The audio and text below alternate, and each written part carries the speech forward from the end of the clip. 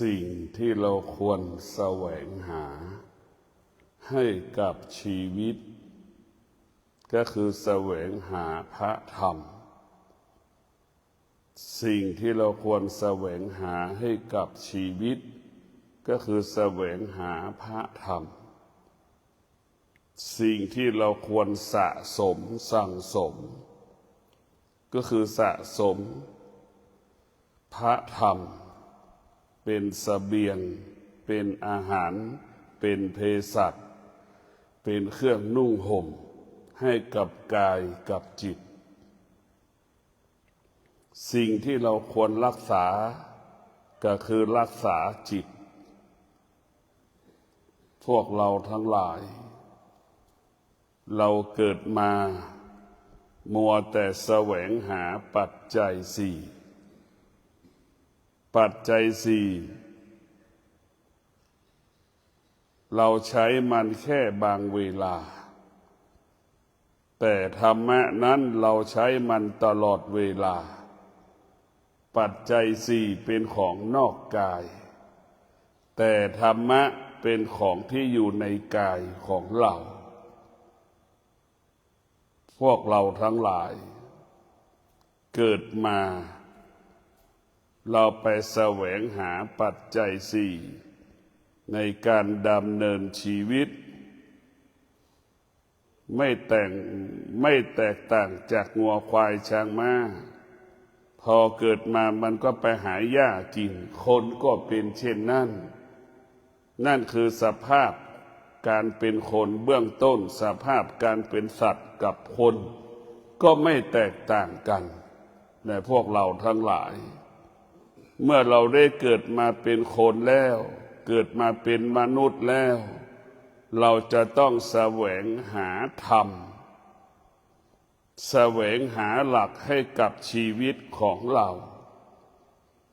แสวงหาหลักให้กับชีวิตของเราก็ได้แก่ธรรมะนี่แหละเป็นหลักของการพัฒนาชีวิตเมื่อเราแสวงหาธรรมเราก็อยู่กับธรรมกินกับธรรมนอนกับธรรมเรียกว่าธรรมะเป็นพ่อเป็นแม่เป็นครูเป็นอาจารย์เป็นเพื่อนของเราเป็นสามีเป็นภรรยาเป็นลูกของเรามันเปรียบเสมือนเป็นเช่นนั้นกินด้วยสติด้วยสมาธินอนด้วยสติด้วยสมาธิดำเนินชีวิตด้วยสติด้วยสมาธิตื่นก็ด้วยสติด้วยสมาธิทุกอย่างเราต้องประกอบไปด้วยธรรมครับธรรมเราจะต้องใช้ตลอดเวลาตัวธรรมะ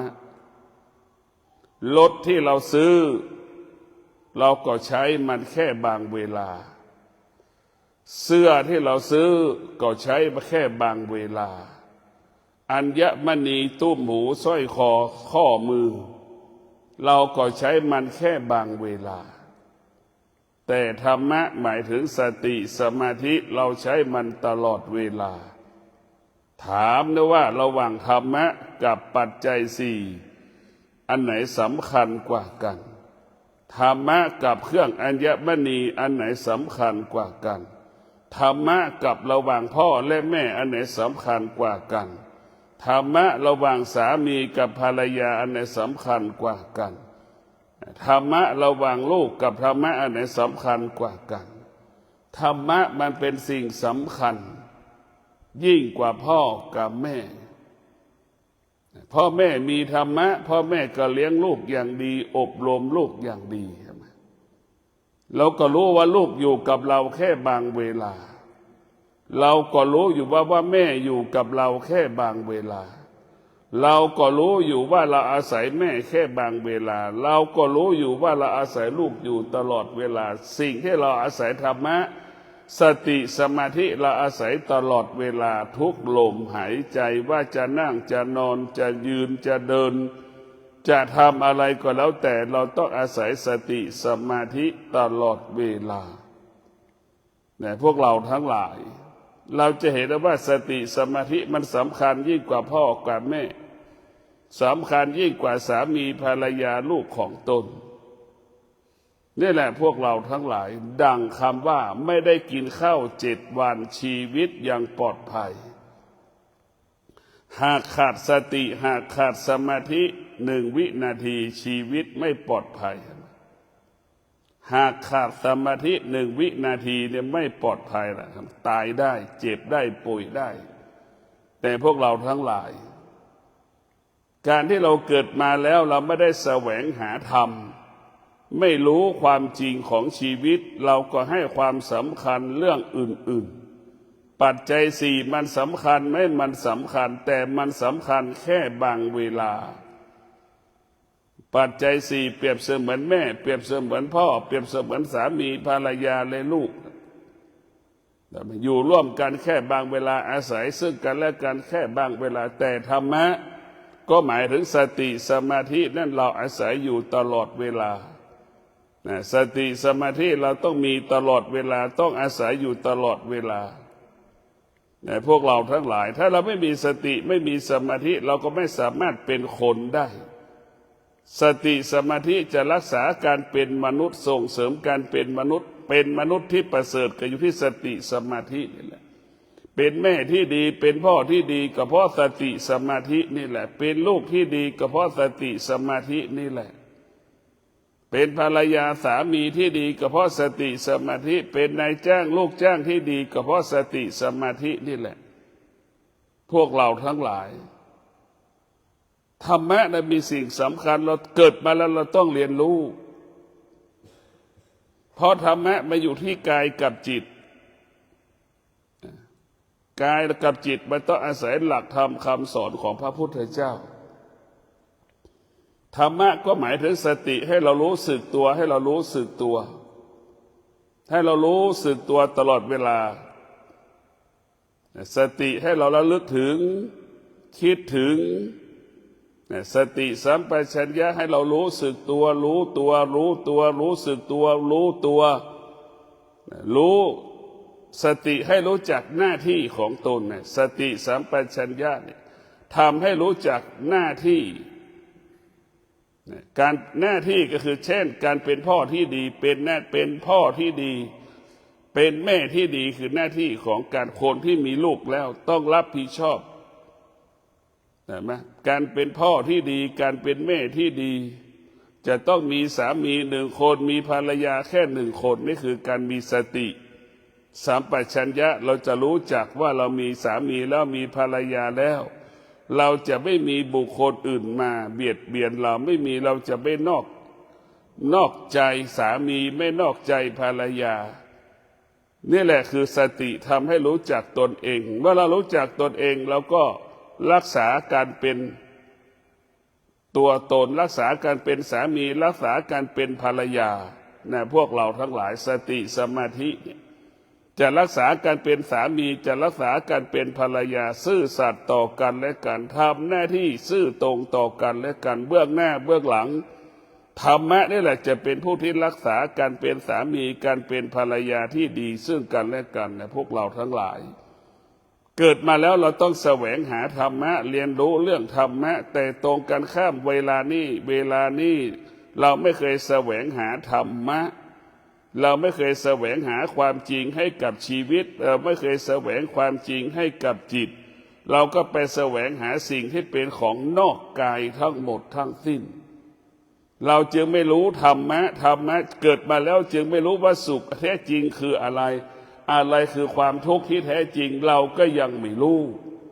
ทุกวันนี้เอาสิ่งใดที่พอใจก็เอาสิ่งนั้นมาเป็นความสุขสิ่งใดที่มันไม่พอใจก็เอาสิ่งนั้นมาเป็นความทุกข์อันนี้แหละคือความผิดพลาดของมนุษย์ที่เกิดมาแล้วไม่ได้รับการพัฒนาเกิดมาแล้วไม่ได้รับการศึกษาเรียนรู้เรื่องพระธรรมจึงเอาความรู้สึกมาเป็นสุขเป็นทุกข์ทั้งโลกเป็นเช่นนี้คนไหนที่ตอบสนองเราก็บอกว่าคนนั้นเป็นคนดีคนไหนที่ขัดแย้งกับเราไม่สนับสนุนเราก็บอกว่าคนนั้นเป็นคนไม่ดีนี่แหละคือมนุษย์ที่มันเป็นธรรมชาติอันนี้คือเป็นระบบของธรรมชาติมันก็ไม่แตกต่างจากงัวจากควายจากสัตว์มันก็เป็นเช่นเดียวกันอันนี้มันเป็นระบบขั้นพื้นฐาน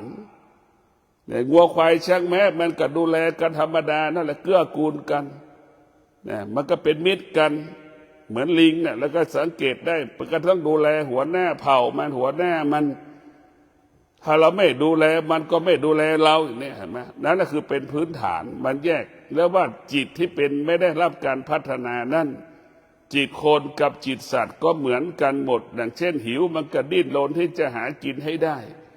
ร้อนก็หาวิธีที่จะร้อนก็หาวิธีที่จะอยู่ในร่มให้ได้ดับร้อนไม่อยู่ในร่มก็อยู่ในถ้าเป็นควายก็นอนในหนองน้ำอย่างนี้ถ้าเป็นคนก็อยู่ห้องแอร์อยู่พัดลมอยู่อาบน้ำอย่างนี้อันนี้คือคนมันก็เป็นธรรมชาติหมดมันไม่แตกต่างจากมนุษย์และสัตว์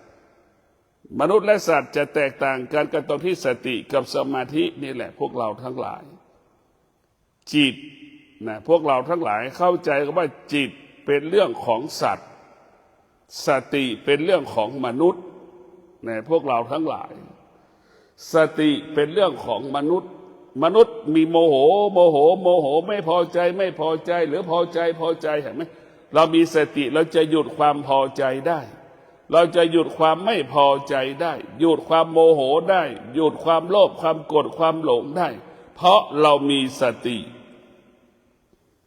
ส่วนหมาก็ดีเห็นไหมมันไม่มีสติมันหยุดยับยั้งความรู้สึกไม่ได้มันจึงเห่ามันจึงหอนดังไม่ดังเห็นไหมมันจึงทะเลาะกันขัดแย้งกันกัดกันชกเห็นไหมกัดกัน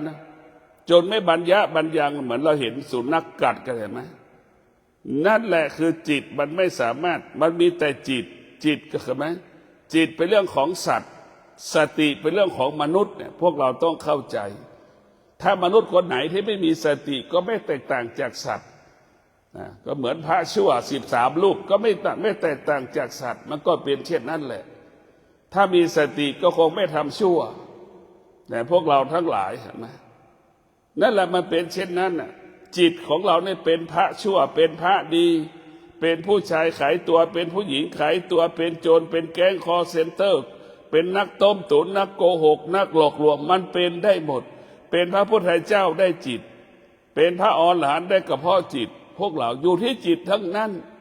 เป็นแม่ชั่วแม่ดีก็อยู่ที่จิตเป็นสามีภรรยาที่ดีก็อยู่ที่จิตเป็นลูกชั่วลูกดีก็อยู่ที่จิตตัวเดียวเท่านั้นพวกเราทั้งหลายเพียงแต่จิตนั้นได้รับจิตนั้นอาศัยสติจิตจึงว่าเป็นจิตของผู้รู้จิตนั้นไปอาศัยความคิดจิตนั้นก็จะเป็นผู้ไม่รู้อาศัยความรู้สึกความคิดเห็นไหมไปอาศัยความคิดความรู้สึกเหมือนดังคนไหนที่ตอบสนองเราก็เรียกว่ามันเป็นคนดีอะไรที่เราชอบก็บอกว่าอันนั้นเป็นสิ่งที่มีค่าอันไหนที่เราไม่ชอบก็สิ่งนั้นไม่มีค่าเนี่ยมันก็เป็นแบบนี้นี่คือสภาพจิตนะพวกเราทั้งหลายส่วนสตินั่นมันจะสูงประเสริฐกว่าจิตเป็นหมื่นเท่าแล้วว่าจึงเกิดคำว่าสติควบคุมจิตเมื่อสติมาควบคุมจิตหรือจิตอาศัยสติหรือจิตพึ่งพาสติจิตนั้นก็จะได้เป็นจิตของผู้รู้จิตจึงเป็นผู้อบรมจิตสติจึงเป็นผู้อบรมจิตสติจึงเป็นผู้ควบคุมจิตสติจึงเป็นผู้กำหนดจิตนะเหมือนเราโมโหนะไม่พอใจแล้วเราก็หยุดนี่แหละคือสติมันจะไปหยุดจิตสติเป็นหลักให้กับจิตนะสติเป็นหลักให้กับจิตเหมือนเราเอาเชือกไปผูกวัวผูกควายแล้วก็เอาเชือกไปผูกกับหลัก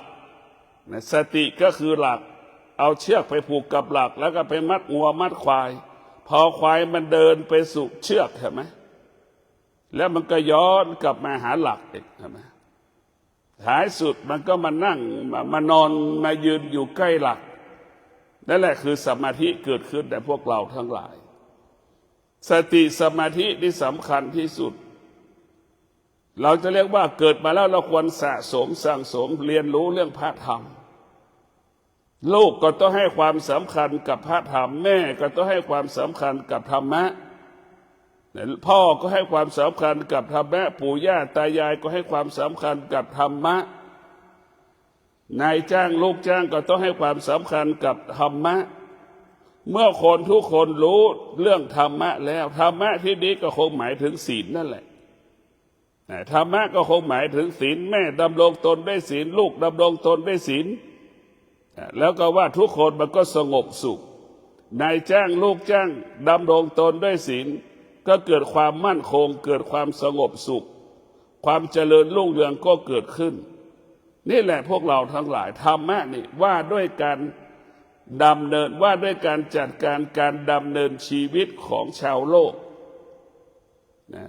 ว่าด้วยการจัดการบริหารการดำเนินชีวิตของชาวโลกสติสมาธิเมื่อเรามีสติมีสมาธิเราจะบรรลุเป้าหมายเราจะมีเป้าหมายการเกิดมาเป็นมนุษย์ถ้าเราขาดสติขาดสมาธิเราจะไม่มีเป้าหมายการเป็นมนุษย์มันก็ไม่แตกต่างจากงัวจากควายมันไม่สามารถทำความดีได้แล้วมันก็ไม่สามารถทำความชั่วได้อยู่แค่ขนาดนั้นแหละมันก็มีคนอีกจำนวนมากดีก็ไม่ทำชั่วก็ไม่ทำก็มีอยู่นะมันก็มีอยู่พวกเราทั้งหลายไม่รู้จักชั่วไม่รู้จักดีเนี่ยพวกเราก็มีอยู่คนที่มีสติคนที่มีสมาธิเนี่ยพวกเราทั้งหลายจะเป็นผู้ที่แสวงหาความจริงให้กับชีวิตทุกวันนะแสวงหาความจริงให้กับชีวิตมันก็จะรู้ความจริงของชีวิตเช่นเรารักษาศีลนี่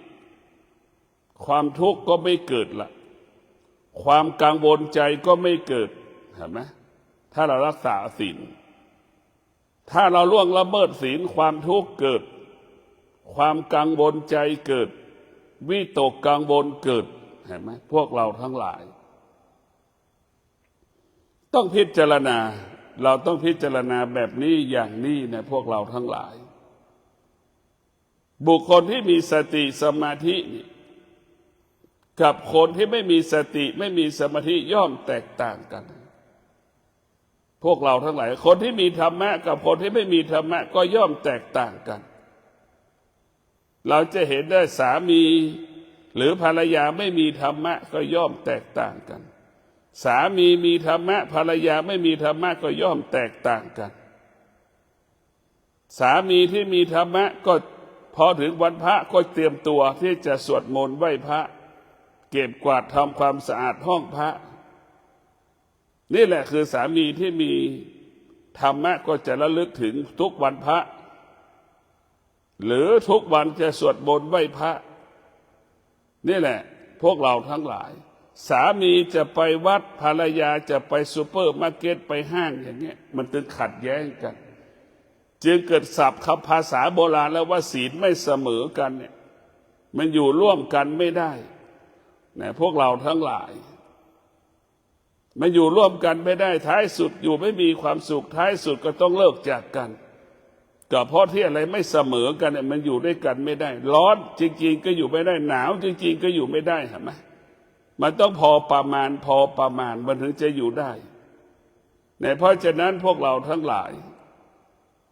สามีก็ดีภรรยาก็ดีต้องประกอบไปด้วยธรรม5ประการก็คือศีล 5ศีล 5นั่นเป็นบทบัญญัติของโลกเป็นกฎของโลกทุกคนเกิดมาต้องปฏิบัติตนประพฤติตนตามกฎของโลกก็คือบทบัญญัติหลักศีล 5เป็นบทบัญญัติของโลกเป็นกฎของโลกเพราะมนุษย์ทุกคนเกิดมาแล้วต้องการความมั่นคงเสมอเหมือนกันหมดมนุษย์เกิดมาแล้วจะมีศาสนาไม่มีศาสนาต้องการความมั่นคงต้องการความปลอดภัยกับชีวิตตนเองสมบัติของตนเองครอบครัวของตนเองเห็นไหมอาชีพหน้าที่ของตนเองนี่แหละคือความจริงศีลของพระพุทธเจ้ามันไม่ใช่เรื่องของ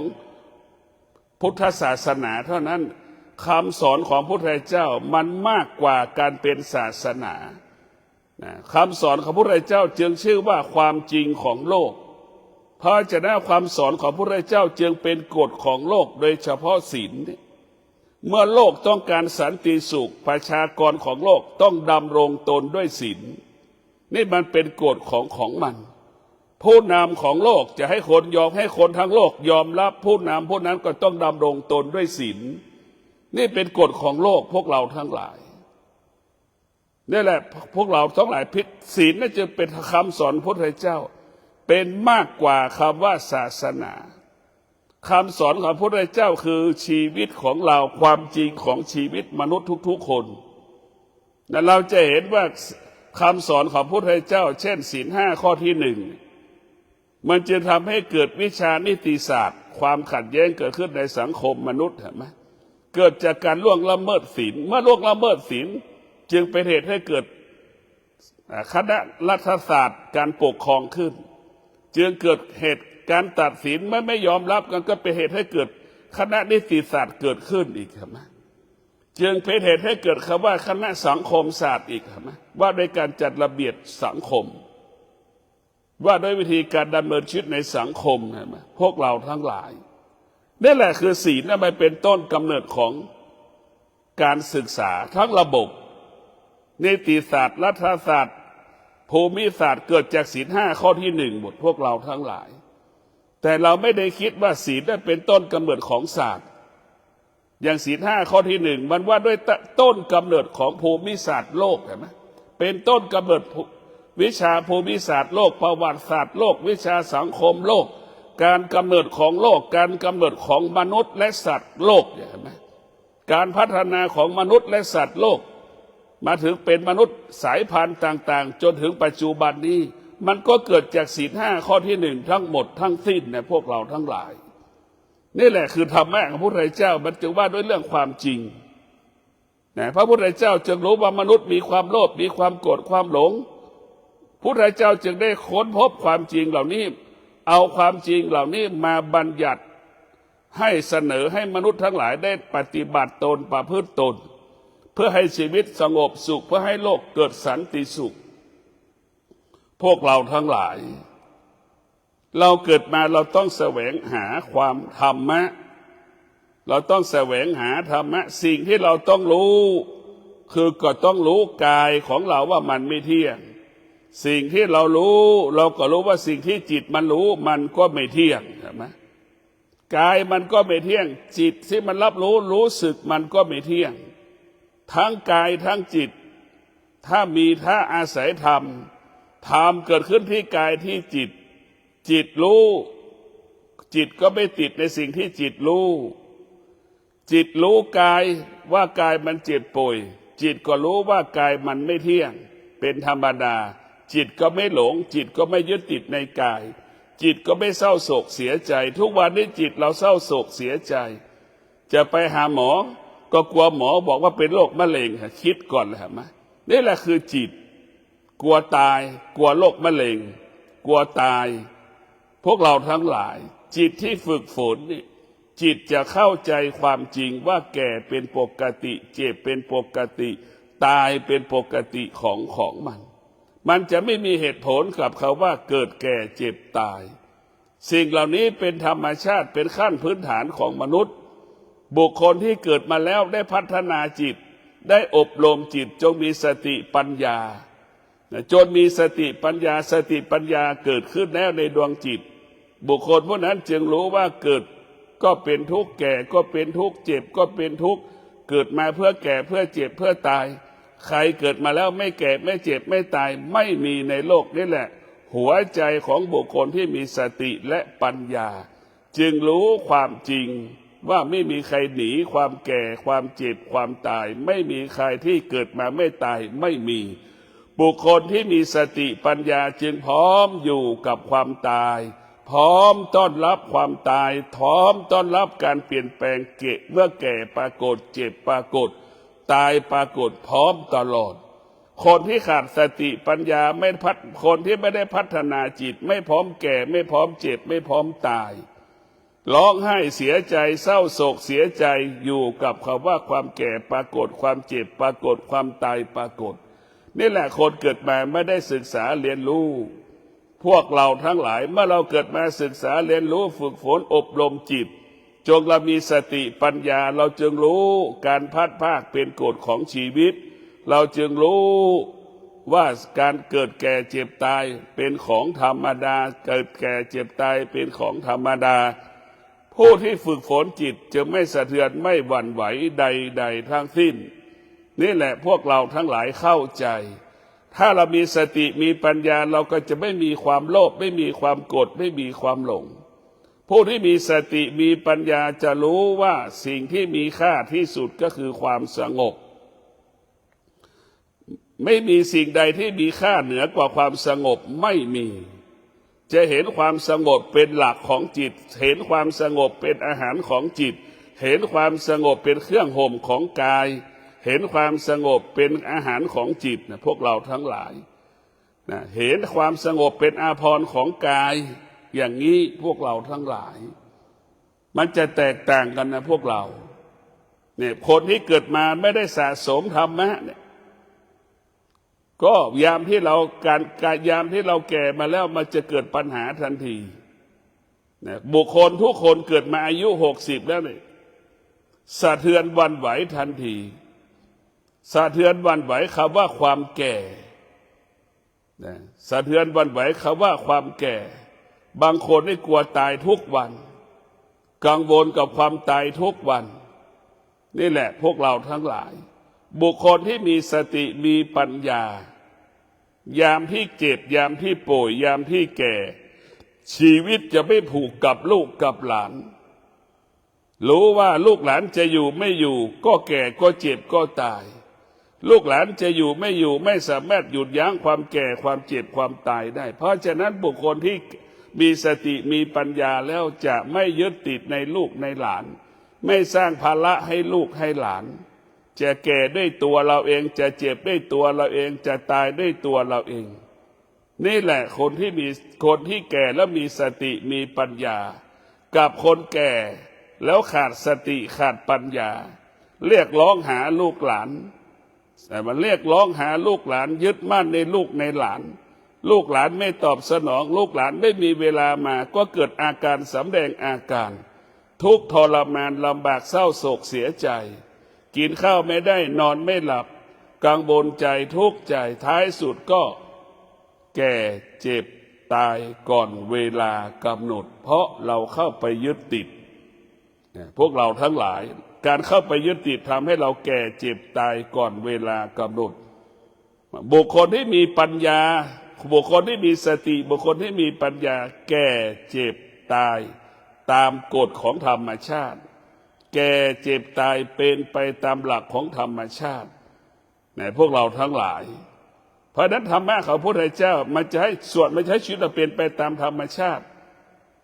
ถ้าเราไม่มีสติไม่มีปัญญาเราจะแก่จะเจ็บจะตายก่อนเวลากำหนดผิดธรรมชาติใช่ไหมทุกวันเราขาดสติขาดสมาธิจึงทำให้เราแก่เจ็บตายก่อนเวลากำหนดชกต่อยตีกันเห็นไหมแก่ทำให้เจ็บตายพิการก่อนเวลากำหนดเนี่ยเห็นได้มาชกต่อยตีกันทะเลาะกันขัดแย้งกันเนี่ยนี่แหละพวกเราทั้งหลายเราสติปัญญานั้นสติกับปัญญาสำคัญที่สุดนะสติกับสมาธิดำเนินชีวิตปลอดภัยสำเร็จนะสติสมาธิเราทำอะไรก็ง่ายก็สะดวกพวกเราทั้งหลายเราเกิดมาเป็นมนุษย์แล้วสิ่งที่เราควรแสวงหาก็คือธรรมสิ่งที่เราควรสะสมสั่งสมก็คือความสงบคือสมาธิให้กับกายกับจิตเราสิ่งที่เราควรสะสมสั่งสมคือความสงบไม่ใช่ความสุขทุกวันเราไปสะสมความสุขความสุขเป็นพิษเห็นไหมความสุขเป็นพิษความสุขกลายเป็น18มงกุฎเห็นไหมตอนจะซื้อรถใหม่มีความสุขพอซื้อแล้วสิ้นเดือนไม่มีเงินผ่อนเห็นไหมกลายเป็นศัตรูของเราแล้วทุกข์ใจ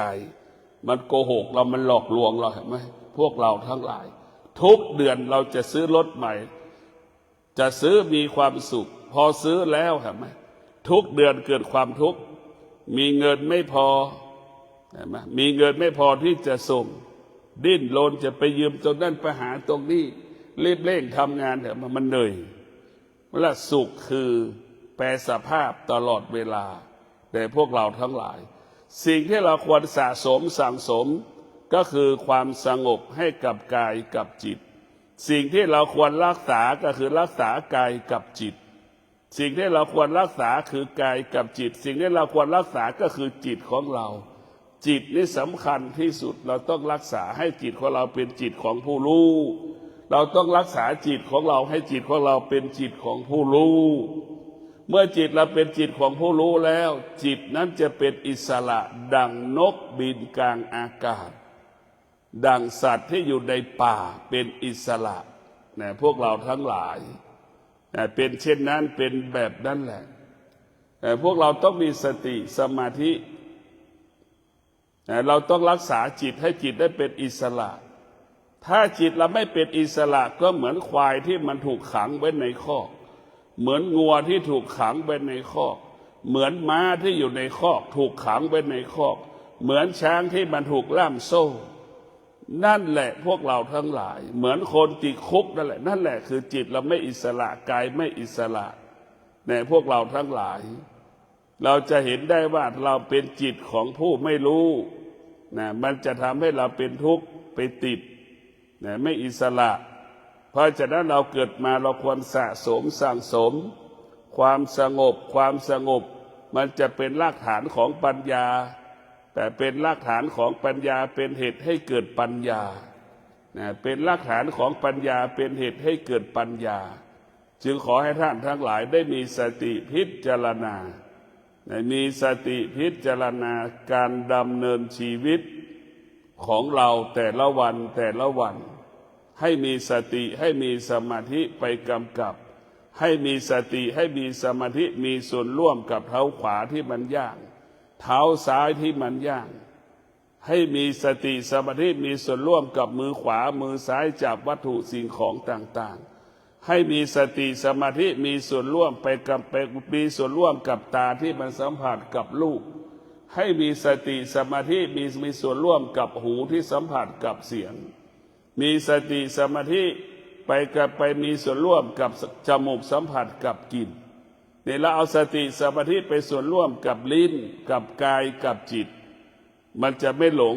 มันจะอยู่กับความเป็นจริงตลอดเวลาเลยสติสมาธิต้องให้มีส่วนร่วมกับกายเราตลอดเวลากับจิตเราตลอดเวลาแต่ถ้าเราตาหูจมูกลิ้นตาหูจมูกลิ้นกายใจมีทั้งสติมีทั้งสมาธิแล้วมันจะเกิดคำว่าความดีงามเกิดความงอกงามเกิดขึ้นที่อายตนะอายตนะนั้นก็เป็นแสงสว่างส่องทางให้เราไปสู่โลกุตละธรรมนะอายตนะที่มีสติมีสมาธิมันจะพาเราไปสู่โลกุตละธรรมธรรมที่อยู่แล้วพื้นที่ที่อยู่แล้วเกิดแต่คำว่าสงบสุขเกิดแต่ความสุขเกิดแต่ความสงบสุขตลอดเวลาแต่พวกเราทั้งหลายตรงกันข้ามตาหูจมูกลิ้นของเราไม่มีสติขาดสติขาดสมาธิมันก็จะไปอยู่ที่เดิมอยู่เหมือนเดิมอยู่ที่เดิมอยู่เหมือนเดิมเหมือนงัวเหมือนควายเหมือนคนก็เป็นเช่นเดียวกันรู้เรื่องเก่าๆรู้เรื่องเก่าซ้ำๆอยู่กับสิ่งที่ซ้ำๆเดิมๆนะสุขทุกข์อย่างเงี้ยมีแค่นั้นแหละไปไหนไม่ได้กินแล้วก็สุขกินแล้วก็ทุกข์อยู่ตรงนั้นแหละกินแล้วก็สุขเดี๋ยวก็สุขกินแล้วก็พอใจกินแล้วก็เกิดความพอใจไม่พอใจเกิดขึ้นนั่นแหละอยู่กับเรื่องเดิมๆซ้ำๆจนเราตายนั่นแหละคือเกิดมาแล้วไม่มีโอกาสได้พัฒนาตาหูจมูกลิ้นกายใจเราก็อยู่กับพื้นที่ที่อยู่แล้วอยู่กับการเปลี่ยนแปลงอยู่แล้วอยู่พื้นที่ที่เกิดการเปลี่ยนแปลงยังไม่เข้าใจการเปลี่ยนแปลงไม่ยอมรับการเปลี่ยนแปลงคนประเภทนี้คนกลุ่มนี้จึงตกอยู่ใต้อำนาจความสุขความทุกข์จนตายจนถึงที่สุดหาสุขก็ไม่เจอหาทุกข์ก็ไม่เจอไม่ทนถึงที่สุดไม่มีอะไรที่เป็นแก่นสาระของการเกิดมาเป็นมนุษย์ไม่มีแต่พวกเราทั้งหลายไม่มีแก่นไม่มีสาระเราเกิดมาแล้วเราต้องหาหลักให้กับชีวิตสติได้เป็นหลักให้กับชีวิตเราคนที่มีสติก็เปรียบเสมือนคนที่มีบ้านอยู่คนที่มีบ้านอยู่ยังไงก็ไม่ย้ายบ้านง่ายๆไม่ขายบ้านง่ายๆจะต้องทนทุกข์ทรมานอดทนอยู่ที่เดิมไม่ไปที่ไหนอย่างนี้มีสติจะไปที่ไหนต้องกลับบ้านจะไปที่ไหนต้องอยู่นอนที่บ้านอย่างนี้พวกเราทั้งหลาย คนที่ขาดสติเปรียบเสมือนคนที่ไม่มีบ้านอยู่ไปเช่าหอพักเขาอยู่เห็นไหมมันจะเล่ร่อนไปเรื่อยเปื่อยไม่พอใจคนข้างห้องก็ย้ายห้องหอพักย้ายหอพักอยู่เห็นไหมหลงเพื่อนติดเพื่อนก็ย้ายไปอยู่กับเพื่อนต่อนั่นแหละคือมันเล่ร่อนไปเรื่อยกันเราขาดสติเราจะเล่ร่อนเราไม่มีสติก็เล่ร่อนนี่แหละจิตเราจะเป็นแค่สองอย่างจิตเป็นผู้รู้กับจิตเป็นผู้ไม่รู้หรือจิตรู้เรื่องธรรมชาติกับจิตรู้เรื่องธรรมะย่อมแตกต่างกันเนี่ยพวกเราทั้งหลายส่วนมากจิตเรารู้เรื่องธรรมชาติ90%รู้เรื่องธรรมชาติจิตเราไม่รู้เรื่องธรรมะมันจะเป็นเช่นนั้นของมันพวกเราทั้งหลายก็อยากให้จิตของเรานั้นเกิดมาได้สะสมสั่งสมความสงบเนี่ยเป็นสิ่งที่มีค่าที่สุดพวกเราทั้งหลายเวลานี้เราก็รู้แล้วว่าเรามีทรัพย์มีสมบัติแล้วเราไม่มีความสุขเพราะเราขาดสติขาดปัญญาเมื่อเราขาดสติขาดปัญญาจิตเราก็ไปยึดติดว่าแก่แล้วจะทำให้ชีวิตเรามีความสุขเพราะเรามีทรัพย์มีสมบัตินี่มันไม่ใช่เราขาดสติขาดปัญญาเราก็คิดว่ามีลูกแล้วจะมีความสุขพอมีลูกแล้วก็ไม่มีความสุขพอมีลูกเติบโตแล้วลูกก็ไม่ดูแลก็ยิ่งเป็นทุกข์อีกเนี่ยพวกเราทั้งหลายสติปัญญานี่สำคัญที่สุดมันเป็นหลักการพัฒนาการเป็นมนุษย์ดังที่บอกว่าเราจะเป็นมนุษย์ที่สมบูรณ์แบบได้ต้องอาศัยสติกับปัญญาเราจะดำเนินชีวิตบรรลุเป้าหมายได้ด้วยสติกับสมาธิสติสมาธิจะให้เราในการดำเนินชีวิตประกอบอาชีพประสบความสำเร็จได้เพราะสติสมาธินี่แหละพวกเราสำคัญที่สุดสติสมาธิจะเป็นตัวหาทรัพย์สติสมาธิจะเป็นให้เรามีสิ่งอำนวยความสะดวกทุกอย่างเมื่อเรามีสติมีปัญญาเราก็รู้ว่าปัจจัยสี่เป็นเพียงแค่เครื่องมืออำนวยความสะดวกใช่ไหมถามว่ามีความสำคัญมันก็สำคัญแต่จิตที่มีสติปัญญาจะไม่ยึดติดปัจจัยสี่ไม่ยึดติดในปัจจัยสี่ไม่ยึดติดในสามีไม่ยึดติดภรรยาไม่ยึดติดในลูกรู้ว่าลูกเป็นสิ่งที่ควบคุมไม่ได้ก็รู้ว่าภรรยาเป็นสิ่งที่ควบคุมไม่ได้เพราะฉะนั้นบุคสติปัญญาจึงพึ่งพาตนเองอาศัยตนเองตนแลเป็นที่พึ่งแห่งตนเห็นไหมสติปัญญาบุคคลที่มีสติปัญญาจะพึ่งพาตนเองแล้วก็รู้ว่าสามีภรรยาเป็นสิ่งที่ควบคุมไม่ได้รู้อย่างนี้ในพวกเราเมื่อรู้อย่างนี้แล้วมันก็พึ่งพาตนเองอาศัยตนเองภรรยาอยู่ไม่อยู่สามีอยู่ไม่อยู่ลูกอยู่ไม่อยู่เราก็มีชีวิตอยู่ได้อย่างเป็นปกตินี่แหละหัวจิตหัวใจที่มีสติมีปัญญาจะพิจารณาเช่นนี้ส่วนคนที่ขาดสติปัญญาจะต้องมีเมียจะต้องมีลูกต้องอยู่กับพ่อกับแม่สามีภรรยาต้องอยู่ร่วมกันตลอดเวลาอย่างนี้เกิดอาการสำแดงอาการตลอดเพราะเราขาดสติปัญญาเราก็ขาดความสุขเรามีสติมีปัญญาเราก็มีความสุขเนี่ยพวกเราทั้งหลายเนี่ยธรรมะนี่แหละทำให้เรามีความสุขไม่ใช่สามีไม่ใช่ภรรยาไม่ใช่ลูกไม่ใช่ปัจจัยสี่เนี่ยพวกเราพ่อแม่สามีภรรยาลูกปัจจัยสี่เป็นเพียงแค่เครื่องมืออำนวยความสะดวกนะเป็นเพียงแค่เครื่องมืออำนวยความสะดวกซึ่งกันและกันเท่านั้นสิ่งที่สำคัญเหนือกว่าพ่อแม่สามีภรรยาปัจจัยสี่ก็คือสติกับปัญญามีความสำคัญที่สุดนะสติปัญญามีความสำคัญต่อการดำเนินชีวิตของเราแต่ละวันแต่ละวันแต่ละวันแต่บุคคลที่มีสติมีปัญญาจิตใจเบิกบานผ่องใสตลอดกาลนะพวกเราทั้งหลายจิตใจเบิกบานผ่องใสตลอดเวลาตาหูจมูกลิ้นกายใจสัมผัสสิ่งใดรู้สึกกับสิ่งใดก็จะอยู่เหนือสิ่งนั้นไม่ยึดติดสิ่งนั้นเข้าใจสิ่งนั้นว่ามันไม่เที่ยงเข้าใจสิ่งที่เรารู้สิ่งที่เรารู้สึกรู้และรู้สึกมันไม่เที่ยง เพราะฉะนั้นบุคคลที่มีสติปัญญาจึงอยู่เหนือคำว่าไม่เที่ยงอยู่เหนือคำว่าไม่เที่ยงอยู่เหนือคำว่าอนิจจังทุกขังอนัตตาจึงอยู่เหนือเวทนาและอุปาทานสัตว์บุคคลที่มีสติมีปัญญาจึงอยู่เหนืออนิจจังทุกขังอนัตตาอยู่เหนือเวทนาและอุปาทานอนิจจังทุกขังอนัตตาเวทนาอุปาทานไม่สามารถทำให้ดวงจิตผู้ที่มีปัญญาสะเทือนและหวั่นไหวได้เพราะดวงจิตที่มีปัญญาจึงอยู่เหนือการเปลี่ยนแปลงอยู่เหนือสิ่งที่ควบคุมรู้สิ่งที่ควบคุมปรากฏสิ่งที่ควบคุมไม่ได้ปรากฏจะรู้อยู่กับมันได้เพราะฉะนั้นพวกเราทั้งหลายการฝึกฝนอบรมจิตก็ให้เราอยู่เหนืออนิจจังทุกขังอนัตตาหรือให้เราเข้าใจอนิจจังทุกขังอนัตตา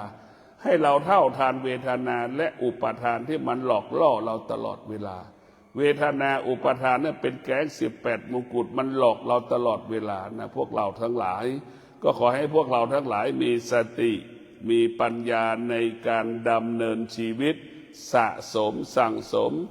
ศีลสมาธิปัญญารู้เรื่องสติปัฏฐาน4ก็คือรู้เรื่องชีวิตของเราขอเจริญพร